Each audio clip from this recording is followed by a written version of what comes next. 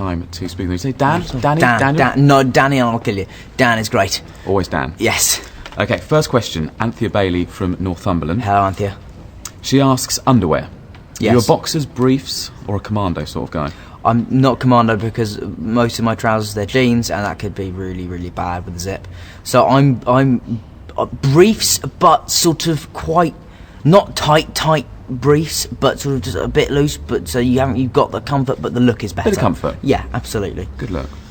Okay, Catherine Moore from Leighton asks... Good afternoon, Catherine. What 3 things would you take to a desert island, and why? Well, I would take my iPod so I can listen to music, and a spear to get fish. Useful. Yeah, and obviously the answer everyone gives is a speedboat. Exactly. I can leave the desert island. Yeah. But maybe a toothbrush, because don't want to... Well, no, I'll just use the spear as a toothpick. Ingenious. You see, resourceful. Okay, Claire Wright from Chelmsley Wood. Claire. She says, what's been your most embarrassing moment on set? Right. And what did you do to hide it? Well, actually, that happened on the 5th film, funnily enough, where I walked on set, on the Room of Requirement set. They had a floor that marked very easily. So we all had to wear sort of blue, sort of like surgical bags over our shoes. And I went onto set one day and the shoes came in the surgical bags, and then you just take them off before the take.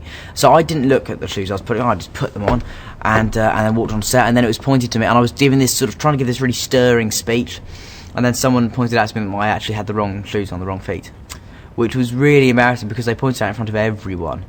And any way of getting away with that? No, actually, that's the thing. Everybody saw it. Everyone saw. There's no real way of concealing it. I mean, I've had them all killed, so that hopefully won't get out. Yeah, don't tell anybody. No, never. Okay, Caroline Banks from Preston says, what's your favourite time of day and why? Do you have a favourite time of day? Well, Caroline, I like saying their names. It's fun. I don't know. I mean, I'm very much a morning person. I function very, very well early on in the day, and then but I think that's because I've been filming for so many years now. You get used to getting up early, so I'd say the morning is probably the favourite time of day for me. Okay. Bruno Marino from Brighton. Good name, Bruno. Says, lots of fans get overexcited when they see you, but what celebs would you be like that with if you were to meet them? I was like that when I met the England cricket team. I was going to say, actually, the last time I met you, you were getting very excited about meeting Shane Warne. Oh, really? Yes. That's it, yeah. I mean, cricketers, I just have so much admiration for them and so want to be them that I get very, very overexcited when I meet them. I was also very much like that when I met Gary Oldman for the first time. I was quite nervous and very overexcited because I loved his presumably your buddies acting. now? Yeah, we're quite close now and we're quite good mates, which is kind of surreal in a way, but he's a top man. Okay, next question. Eva Aluwalia, I hope that's the great name, Eva correct Aluwalia. pronunciation, says, what's the most ridiculous thing that you've ever read about yourself in the papers? I once heard a story that someone said I was a girl. I didn't actually read that in the paper. I'm not, for the record. But I don't know if that had actually been published. I'm not sure if that was right, but that was just a rumour.